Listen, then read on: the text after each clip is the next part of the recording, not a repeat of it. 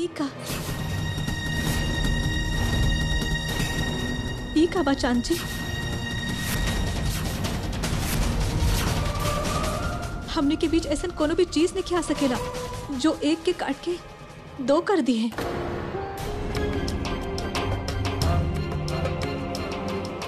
कहाँ बात जेके मेहरा? अरे वाह वाह, मजा ही आ गई। एकदम ऐन मौके पे आइल बारू गीत। शाबाश गीत। चला गीत, लगावा डंका एक बार फिर। गीत ये तुम्हारे हाथ के का भइल? हाँ बड़ लोगन के मेहरबानी बा मम्मी जी, बख्शीश ते देवे लाना ढोली के बड़ लोग।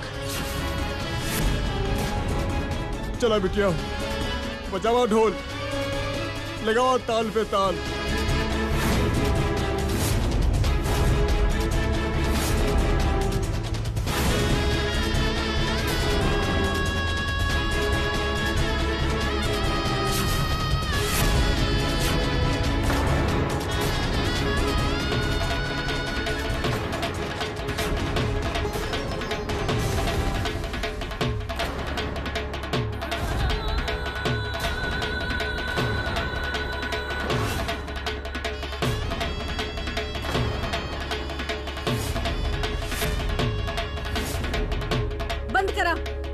बंद कर अब ढोल बजावा।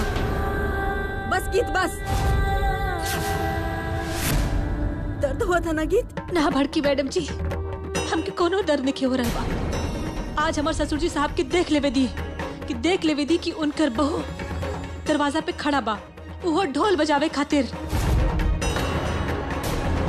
कि और लड़की के खातिर जकर जगह ओकर बहू के खड़ा होके के चाहिए रहे।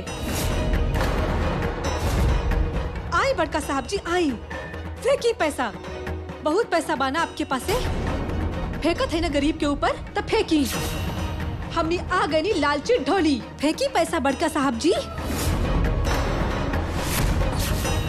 में तो कोनो भी शक नहीं खे, तू लोग लालची बारे। और हमने कहाँ मुकर्रर है बड़के साहब जी, हमने भी आपके पैसा लेवे खातिर ही खड़ा है। आ गए ले लालची ढोली, हमने के तक कितना पीढ़ी आपकी पीढ़ी पे ही पलल बाना। फेंकी पैसा, फिर फेंकी पैसा बड़का साहब जी।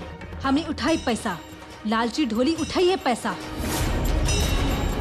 एक ढोली का साबित करके चार बार तू बड़ बात करके, और साथ में बड़ साहब आप भी एक बात सुनत बानी, पैसा मारिए कर मुंह पे, जुबान बंद करिए कर। आखिर वही साबित कर ही देली क्यों मेरा हाउस के बहू ना पहले सुरजीत ढोली के बिटिया बाड़ी। चिट्ठी उन्हें भेजला सा अपन वकील के हाथ से, ये घर से जायदाद के हिस्सा लेवे खातिर। इला पकड़ा 25,000 रुपया रख ला अपना पास। ना बड़का साहब जी, 25,000 से हमारी बात नहीं की बनी। अच्छा, अब तो के लाख रुपया चाहिए? लाख भी कम बाबुआ जी, दादी माता सारा करोड़ के जायदाद हमार नाम कर देले बाड़ी ना।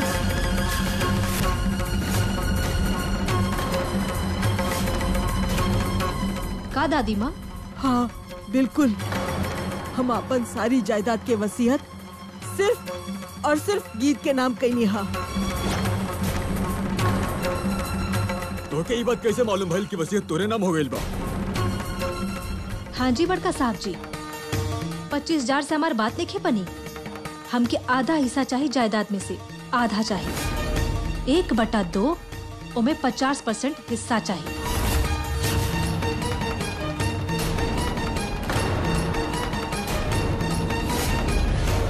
ओए हमके तो पहले भी मालूम रहे, हम सब लोगन के बता दे ले रहनी। ई गीत लालची लड़की बिया, लालची। आप लोग एकर बात सुनते काहे बानी? एकरा के सीधा सीधा कह दे एजा से जाए खातिर। हाँ जी, एकरा क्यों यहाँ से बाहर काहे ना निकाल रहा है? बाहर जाके तो सवाल ही नहीं के बनेला ना। हमने ढोली बानी, ढोल बजावे खातिर आयल ही तो ढोल बजा के ही वापस जाए। हाँ जी बड़के साहब जी, आप पैसा दे के ढोली के तमाशा देखे के चाहे लेना। चला आ गए ढोली तमाशा करे खातिर। हम ढोली लोग के कहाँ इज्जत होखेला, आप भी कर ली बेइज्जती। हमके ढोल बजावे के बहाने बेइज्जती करे खातिर बुलेले बाड़े ना हमके। हम गरीब हैं, हमरा पास ना पैसा बा और ना ही इज्जत बा, लेकिन हमके ई बात के कौनो परवाह नहीं के जौन दुनिया कोनो आदमी के ई देख के इज्जत करेले कि ओकर जेब में कितना पैसा है। हम थूकते हैं ऐसा दुनिया पे। बस सुरजीत ढोली बस। अब अपन मुंह से कोई शब्द भी ना निकली हो। बहुत बोल लेना तू। ना तक का बड़का साहब जी मारब का? पापा जी के मारे बाप मारी मारी बड़का साहब जी मारी। पापा जी करी पीठ नंगा मारी बड़का साहब जी। हमू देखत है आप कितना के मार सकत है। और साथ ही पापा जी अकेले का है? आपके मार के हकदार तो हमू है ना था, काहे कि पापा जी के साथ ढोल हमू बजले है ना, हाँ ना? ये देखिए पापा जी, ये देखिए हमारा टूट गई। टूटल नहीं बा, तोड़ देले बा अगला बंदा, तोड़ देले बा।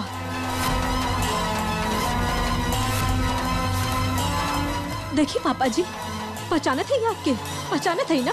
ये उहे हाथ बा जे आपके सेवा करत रहले, पहचानत है ना?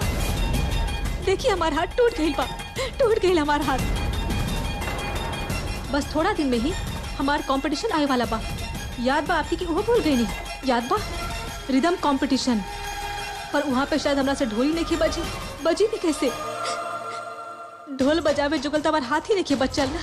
टूट गई हमारा हाथ, टूट गई बा। हार गए बानी, हम हार गए बानी। आप सब लोगों से हार चुकल है।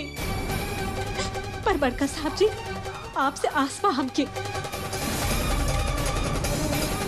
अपन बकवास बंद करगी ढोली। का तमाशा लगाइले बाड़ू तू? तमाशा तो तू करत बाड़ू यहाँ के।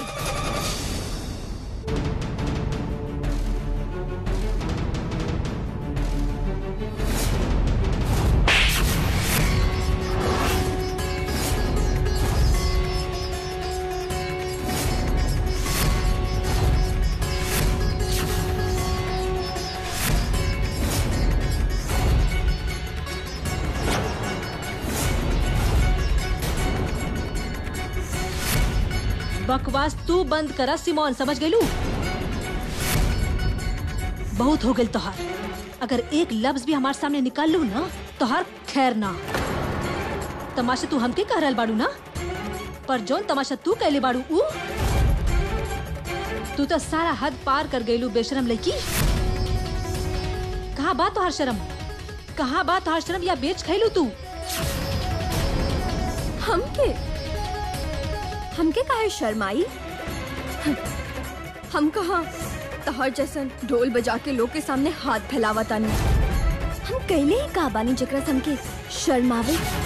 तोहार जैसन के शर्म भी नहीं आवेला। अगर तो के शर्म आईत ना तो तू ऐसा नीच हरकत कबो नहीं कर तू सिमोन। तू हमसे पूछ लेनो कि तू कहले का बाड़ू।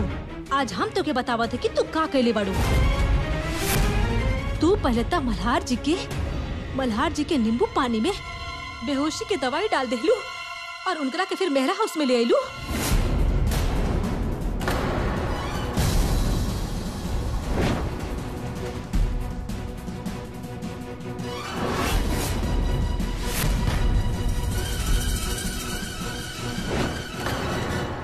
तो के शर्म नहीं खियाई ना सिमोन कि तू ऐसे शादीशुदा बंदा पे डोरे डाल रहल बाड़ू तू और उनकरा साथ तू ऐसा कर रहल बाड़ू। ओ बेगो ढोली की लड़की हमार ऊपर इल्जाम लगाई। ये इल्जाम नहीं की बा सिमोन, ये सच बा सच। पर तोरा से ना एगो गलती हो गई बा। तोहार झुमका उहे पे गिरल रह गई रहे। याद बा कि भूल गेलू सिमोन? ये तो सच में भूल ही गई रहलू गीत। हम तो झुमका वाला फोटो दिखा के एक याद दिएंगे। ये तो अच्छा भइल की तारा की याद आ गई।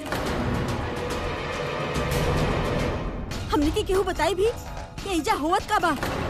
पहले ई गीत ढोली हमार सिमोन के ऊपर इतना घटिया इल्जाम लगा दिलस और अब एक गवाही खातिर भी सब खड़ा हो गई। डायमंड भाई साहब, आप काहे कर गवाही देत बानी? हाँ चुपचाप खड़ा ना रह सके नी? ना कमो बुआ, आज के हो भी चुप नहीं रही। सब सच बाहर आई, सबके पर्दाफाश होखी आज। का सिमोन, बेहोशी के दवाई तू डाले रहलो ना उमे? इतना घटिया तमाशा कैलू तू कि तू छी, हमके तक हमें भी शर्म आवेला तोहरा पे, पर तोके तक तमाशा करे में भी शर्म नहीं आई। कहाँ रहे सिमोन तुम्हारी शर्म? अब तू गीत अपन हद पार कर रहा बाड़ू। चुप कर जा तू यहीं पे। ना बड़का साहब जी ना, आज हम चुप नहीं रहब। आज तो के सिमोन के सच के सुने के ही पड़ी। आप तो जमींदार के खानदान से है ना, बड़ खानदान से है ना। आप जैसे बड़ लोग हमनी गरीब लोगन के सुन के मसला के हल करे वाला में से है ना आप लोग। आज आपके हमार भी फैसला करे के ही पड़ी, करे के पड़ी आपके हमार फैसला। देखिए एकर चेहरा, देखिए एकर चेहरा और बताई हमके एकर चेहरा खूबसूरत बा या फिर घिनौना। मिस्टर जेके मेरा साहब, करी फैसला आज। हाँ गीत, बोला, खुल के बोला।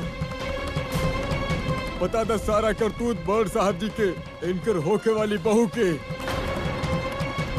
हाँ गीत, तोहरा के केहू से भी डरे की जरूरत नहीं थी।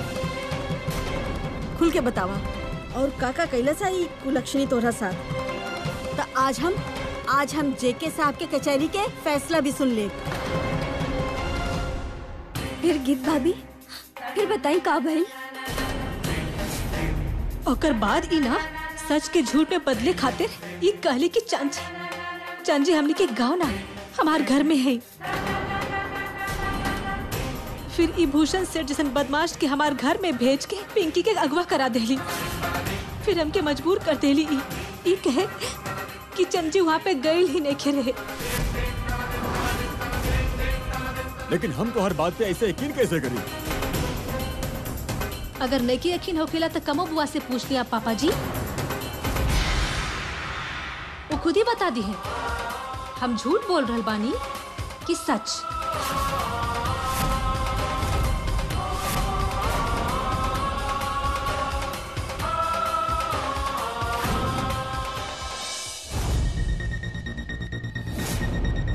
का कमो बुआ बता दी ना सब लोगन के। अब अगर बात बड़ होखेला ना तो बतावे के तरीका भी तो बड़ होके के चाहिए ना। पापा जी बजाई ढोल।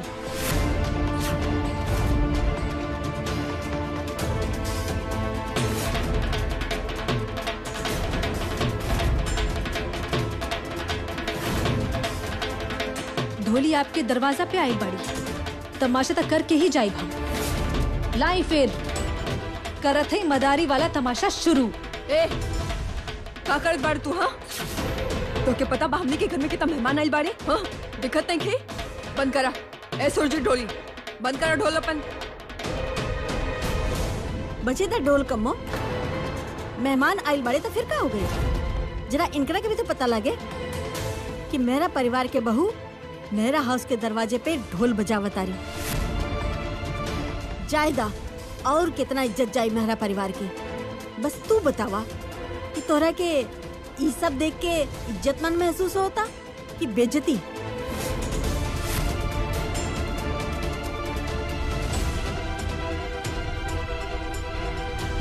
हमरा पास आज दिखावे खातिर कुछ भी नहीं खेबा, पर आज एगो आवाज सुनब, उहो खतरनाक आवाज। ओ आवाज जौन मेरा हाउस के सुख शांति के भंग करे के बात करेगी। पापा जी फोन दी हमके। इला बिटिया। कमल लेकी के बात करत बाड़ू तू? लेकी भूल सके नहीं, वकालतनामा तो याद ही बाना आपके। के बाड़ू तू? पागल बाड़ू? हम तो पागल बानी, पर अब आप पागल करे में कोनो कसर नहीं छोड़ ली। पागल खाने में भेज देनी आप हमके।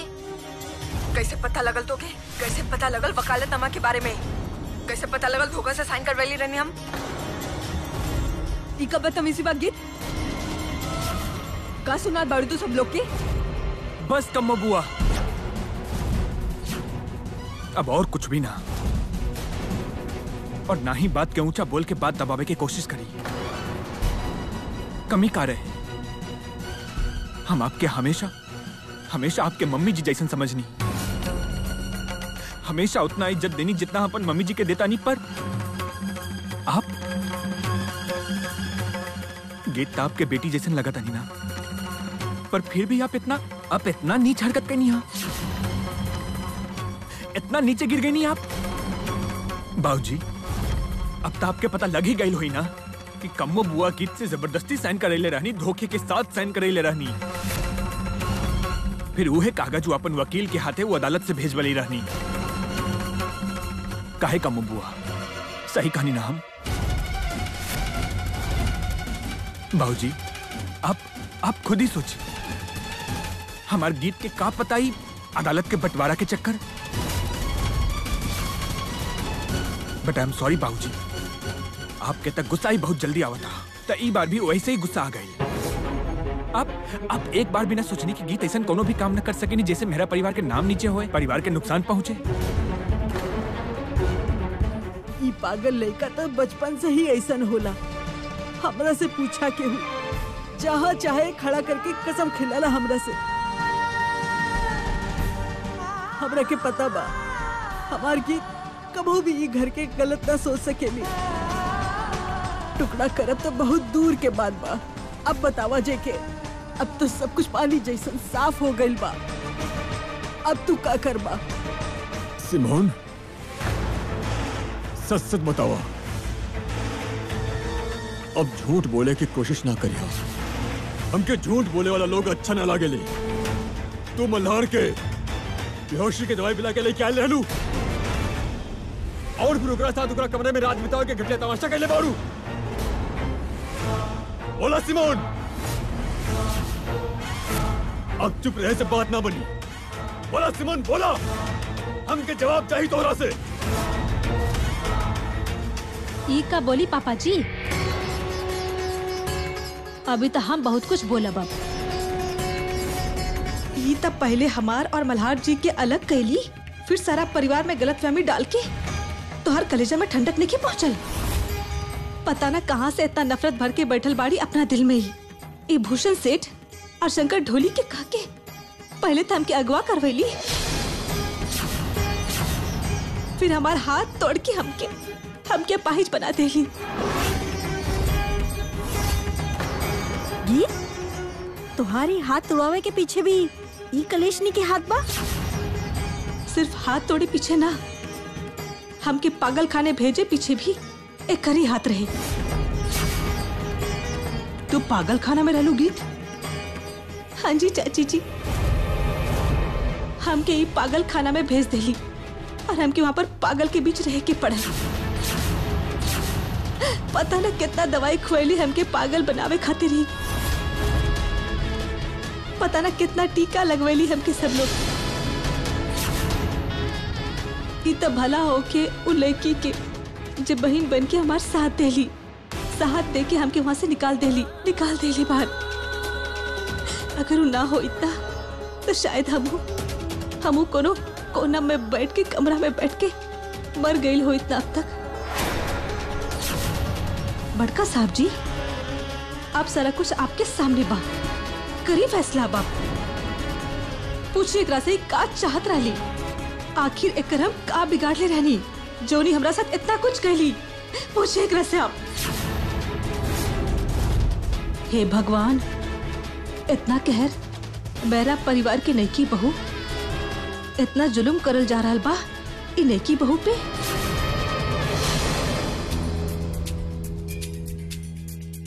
पापा, हम आपके कहले रहनी ना, गीत भाभी घर छोड़ के जा ही ना सकेली, वो पक्का कोनो मुसीबत में होगी। हाँ तान्या, तू शर्त जीत गईलू, वेल डन।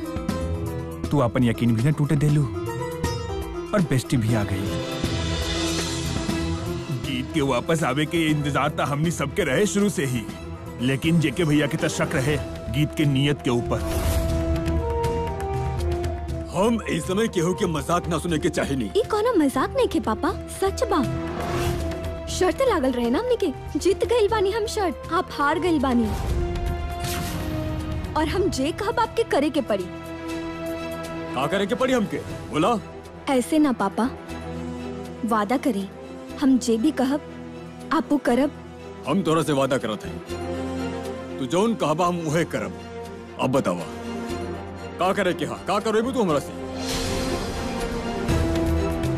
आप वादा कैले बानी ना हमसे कि जे के मेहरा साहब अपन वादा से कभी ना मुकरेले। तब पकड़े फिर थाली करी स्वागत अपन घर के बहू के, सिमोन के ना, गीत के, गीत मल्हार मेहरा के। ये तू का करल बाड़ू तान्या? ऐसे थोड़ी ना हो खेला। जी के साहब, सिमोन के स्वागत करे खातिर भी आप तैयार रहनी ना? हाँ जी भैया, गीत तो आपके आपन बहू बिया, करी स्वागत तो कर। लेकिन हमें कैसे कर सकेनी? सोची ना बड़का साहब जी, और कर दी आप तो सगन आप कर ही दी।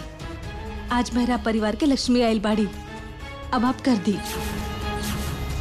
अब तो सब लोग कहत बानी पापा, अब तो मान जाई। सोच ली शर्त आप हारी गइल बानी, अपन वादे से भी मुकरे के बात आपकी मर्जी। ए का तमाशा होत बा? हाँ का तमाशा होत बा? स्वागत तो हमार होके के चाहिए ना, हमार तो आरती उतार लेना केहू। और एक गीत के गृह प्रवेश को तैयारी होत बा।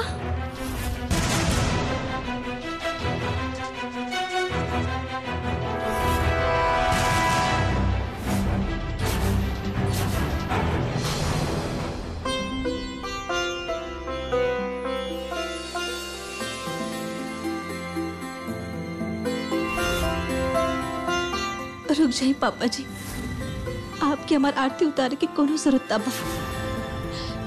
मल्हार जी आई यहाँ। पापा जी से थाली ले ली। हमार कोनो इरादा नहीं रहे आपके दिल दुखावे के, ना हम आपसे कोनो रीस करे के चाहत रहनी। हम तो आपके बहुत सत्कार करे थे पापा जी, और हम मेरा हाउस में शादी करके आयल बानी ना, और आपके पापा जी की जगह दे ले बानी हम।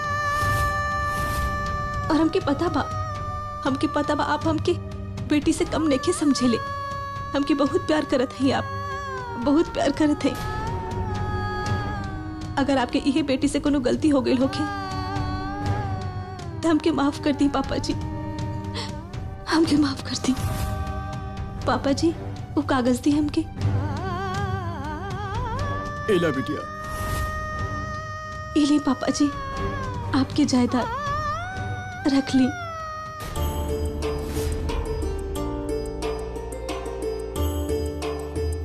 हमार कैसन जायदाद?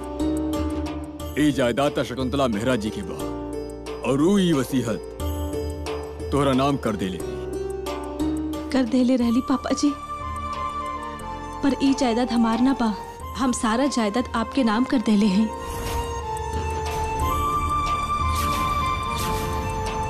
हमके ई जायदाद में से तनी सा भी जमीन नहीं चाहिए, कुछ भी नहीं चाहिए पापा जी, हमके कुछ भी ना।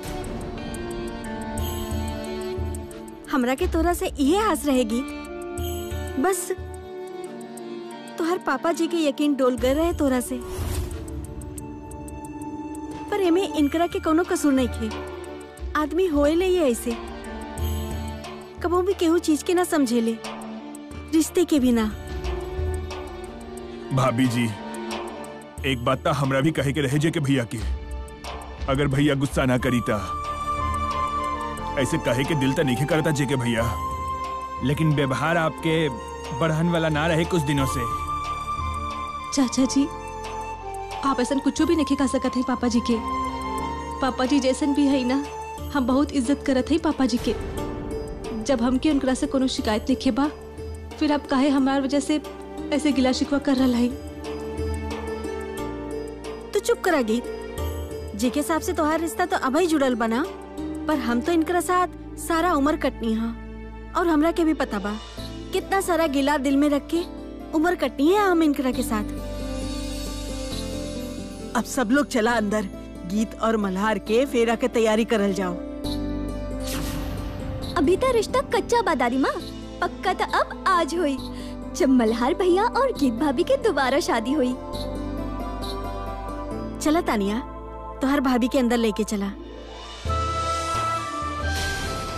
अब हमरे ख्याल से हमके बोले की कोनो जरूरत नहीं खे। चला, आप टाइम रहते यहाँ से रवाना हो जाइए।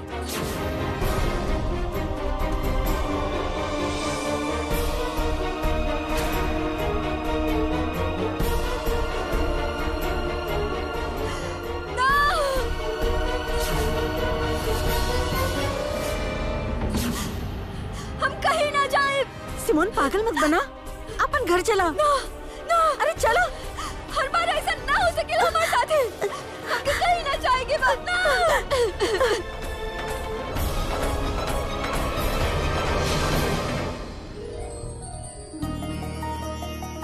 हम आपके बता ना सकेनी गीत भाभी कि हमके कितना खुशी होत बा।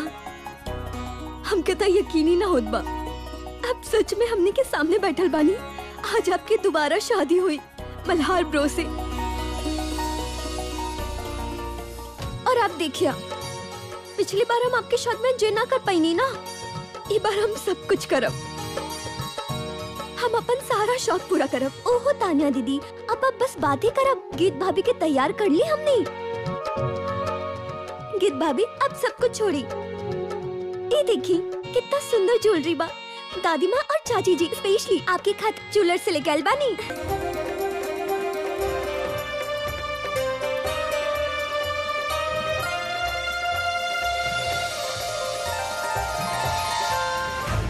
हमके तोरा से एक बात करे की बा। का भइल बड़ भाई साहब? तू हमरे से पूछल बाड़ू का भइल बा? तो के ना मालूम तू का कहलू? तो के मालूम बा, जब तू पैदा भइल रहलू ना, ई घर के हर इंसान के दिल में यह बात रहे कि ई घर में लड़का होके, लेकिन हमके बहन चाहिए रहे, छोट बहन। माता रानी से तोहरा कि हम मंगले रही हम। तब तो हम बहुत छोट रहनी। ये छोट छोट हाथ से सब घर वाला से छुप के माता रानी से हम मंगले रही तोरा के। हम माता रानी से अरदास कर ले रही कि हे माता रानी, हमके को छोट बहन दे दी। पता बा काहे? काहे कि रिश्तेदारी में, अपन पड़ोस में जब हम लड़किन के देखत रहनी अपन भाई के राखी बांधत, भाई दूज में भाई के टीका लगावत, तब तक हम भी 12-13 साल के बच्चा रहनी।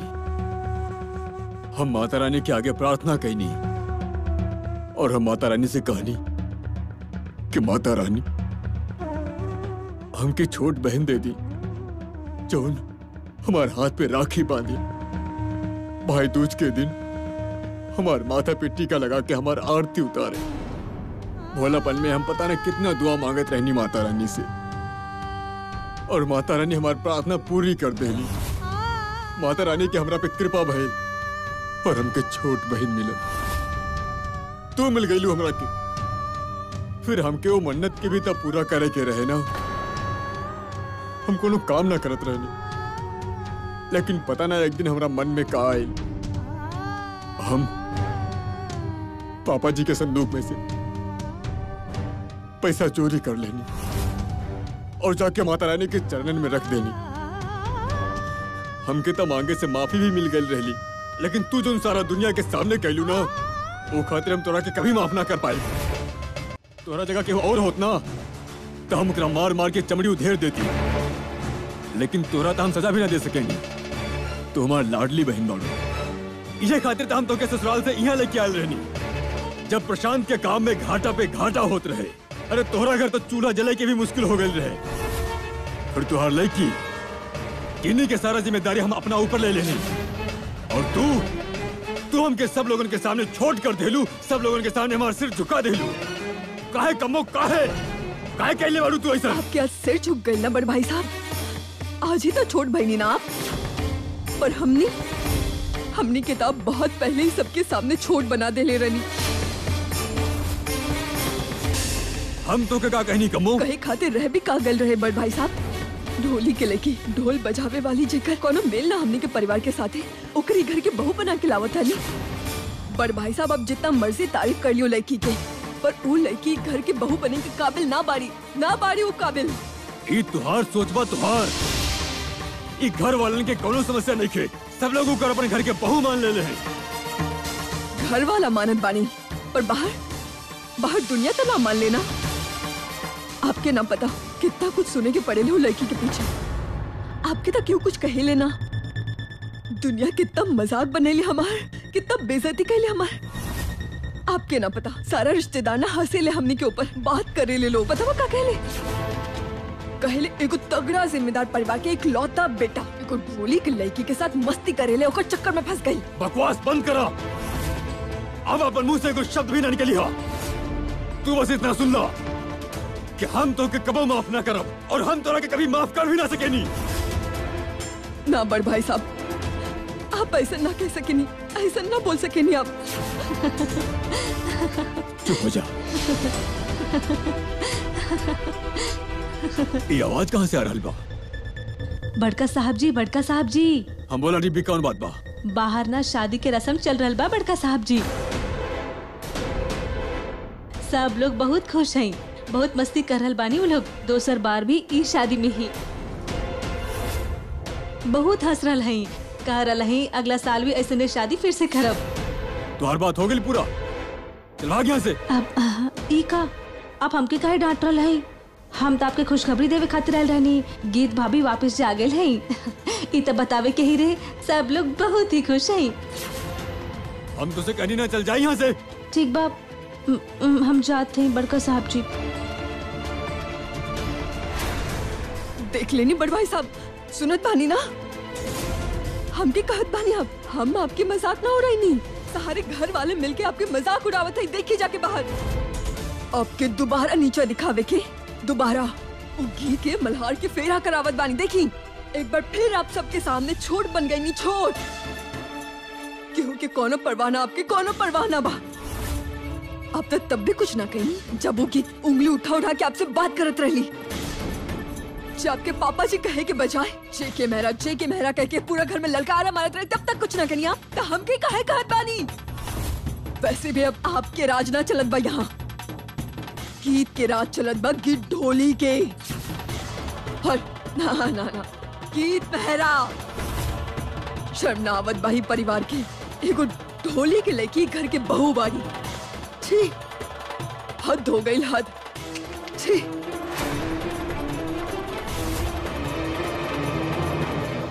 मल्हार भैया जी, आपके तो लॉटरी लग गई। आपके तो गीत भाभी के अपडेटेड वर्जन मिल गए, गीत भाभी 2.0। हाँ हाँ, पर लोगन के तो इस शगुन करे के मौका अपना सिल्वर या गोल्डन जुबली पे मिलेला। मल्हार ब्रो के तो एक साल में दूसरा मौका मिला था। अरे फिर तो रसम भी कोनो न छूटल। एक बार फिर कमरा सजी मल्हार के, मतलब दूसर साल भी उ खास रात। अरे सीधा कहल करा, शर्म मत करा, सुहाग रात बा। चाचा जी यह पैसन कैसन बात करता नहीं सबके सामने। हमनी बियाह के अब तो सारा रस्म पूरा हो गई बा, अब कहा बाकी बा।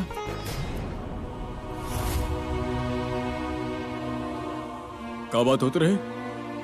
तू सब लोग हमके देख के चुप हो गई। कौन बात होते रहे यहाँ पे? कुछ ना बाबूजी, हमनी सब बस। आप सब लोग इतना डर डर के काहे बोलत बानी? इकरम में डरे वाला का बात बा? अब मल्हार ब्रो के शादी भइल बा गीत भाभी से, तो सुहाग रात तो होई ना। बंद कराई सब कुछ। ये कौन तमाशा लगा रहे बारे तू लोग? हर चीज की हद हो खेला। ये तो गलत बात बना पापा। अब शर्त हार गई नी तो हमने पे गुस्सा होत बन। काहे मल्हार ब्रो, ये बात बना। हाँ तान्या, हमरा भी यह लगता कि एक ससुर अपन बहू के हाथों हारी तो गुस्सा तो चढ़ी ना। अब तो आपके हार मान लेवे के चाहिए बाबूजी। कहाँ कोनो बाहरी आदमी से शर्त हार ले बानी, घर के आदमी से ही हार ले बानी ना। तू सब लोग ना अपन सलाह के अपना पास ही रख, समझ गए ना? पापा जी का बात बाप, बीपी बढ़ गई बा आपके लागत बा। हमके जरूरत नहीं के तो के बताओ कि तू कोनो डॉक्टर नहीं खो। बाबूजी के बीपी घटे या बढ़े, उनका के तो केहू के कुछ कहे के बाना। और साथ ही आप कह दी मल्हार साहब जी के किनकर सेहत पे फर्क पड़े नहीं पड़े, मेरा हाउस में फर्क जरूर पड़ेला। एकरा के बता दा मल्हार, ये घर में खाली हमारे बीपी के ही ना, और भी कई चीज के, मेरा हाउस के कई मेंबर्स का भी असर पड़ेला। फिर आप ही बता दिन करा के चांद जी कि इनकर बीपी बढ़ गई बा। फिर चाहे सीधा बात कहे नहीं कहे, सामने वाला बंदा लागत बाकी जे के मेरा चिल्ला रहा है। ओए मल्हार, अपन बीवी के संभाल ला, एकरा के समझा दा। अगर फिर से कोनो जवाब देली ना तो एकरा खातिर अच्छा ना होई। चांद जी आप भी कह दीजिए कि मेहरा साहब जी के कि गीत मेहरा के उसे नहीं डरेली। आप दोनों ना चुप हो जाइए, बिल्कुल चुप हो जाइए। अब तू जो कुछ भी एक दूसरे के कहे के बाद जे नाम देवे के बाद एक दूसरे के ना मुंह पे बोली, हमरा के कहे मोहरा बनेले बानी। हम जाता नहीं। अब दोनों के हो का गइल बा पापा, ऐसा बच्चा जैसन जिद करत बानी। हाँ जी बाबूजी, अब प्लीज ऐसी जिद मत करिए आप। तू तो हमरा से बात ही ना करा, बिल्कुल चुप हो जा। चंद जी कहत काहे नहीं है जे के मेहरा साहब जी के ये कैसन बात कर रहा है। इनकरा के नहीं पता कि आकाश का लागत है घर के जमाई है जमाई, और ई का तरीका बा होखेला घर के जमाई से बात करे के। अच्छा जी, ओई घर के जमाई बाड़ा, ओ चाचा बाड़ा, ओ बहनों ही बाड़ा। मेरा हाउस में हर केहू की इज्जत बा, एगो दाल में कंकड़ खाली हम ही हैं। हमारी इज्जत नहीं के यहाँ पे। इस सब कुछ कहल धैल ना कमों के बा, ओकरा के तो हमके सुधारे के ही पड़ी। अरे जेके, ये गुस्सा जैसन मुंह बना के कहाँ चला तारा? केकरा से मुंह छुपावा तारा? अच्छा, बहू से मुंह छुपावा तारा? शर्त जे हार गइल बा ओकरा के सामने। हम हार गई नहीं, कभी भी ना। हम जेके मेहरा हैं, जेके मेहरा, जो जिंदगी में कभी भी आज तक केहू से ना हारले बड़ा। और मल्हार तो अपन बीवी के समझा दा, एकरा के बता दा कि कम से कम तुम्हार बीवी से तो हम बिल्कुल भी ना हारब। चंद जी बीपी की गोली एक बार अंदर जाए ली है दीन करा के, फिर खुद ही सारा भार ना नीचे हो जाये। यहाँ केहू के भी हमार फिक्र करे की जरूरत नहीं खे। अगर बीपी की गोली नहीं खैली ना घर के माहौल खराब हो जाये। एकरा के बता दा, जब तक हम यहाँ ही ना, हम ही घर के माहौल खराब न होए देब। अब तोहरा के का खराब कर देलस गीत? बीपी बढ़ल बा तो दवाई खाला। हमके दवाई ना खाए के बा, ना ही हमारा पास दवाई बा, ना बीपी के ना शुगर के, कोनो दवाई नहीं के हमारा पास। देख ली दादी माँ, सब लोग बड़ा हो गए ही अब, पर आपके सबसे बड़का बच्चा अभी भी बच्चा ही बा। ओए मल्हार, अपन बीवी के समझाला करा के बता दा, हम कोनो बच्चा उच्चा नहीं खे, और ना ही हम ये बात सुनब।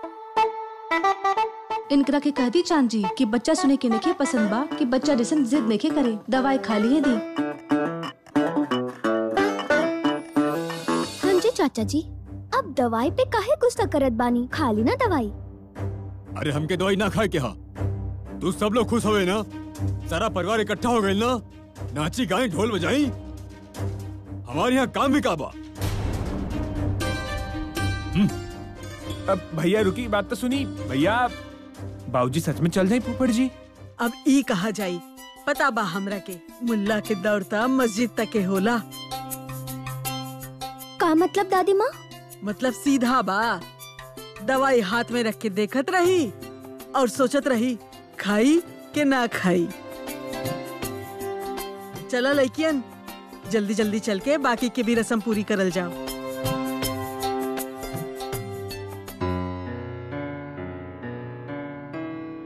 हम जेके मेहरा, जेकर इतना उम्र हो गई बा, घर तक का बाहर भी केहू के हिम्मत नहीं कि हमरे सामने मुंह खोले के। और ये गीत, ये लड़की हमसे ऐसन कैसे बोल सकेली? तनिक भी डरने लगे लायक रखे। आज हमार ससुर जी साहब जी के देख लिए दी कि उनकर बहू दरवाजा पे खड़ा बाड़ी, वो ढोल बजावे खातिर, कोनो और लड़की के खातिर जिनकर जगह उनकर बहू के खड़ा होके के चाहिए रहे। आए बड़का साहब जी आए, फेंकी पैसा, बहुत पैसा बाना आपके पास, फेंकत है ना गरीब लोगन के ऊपर, तब फेंकी। आ गए हमनी लालची ढोली, फेंकी पैसा बड़का साहब जी। एजा अकेला खड़ा होके अपन खून जलावता नीचे के साहब। का मतलब बा आपके?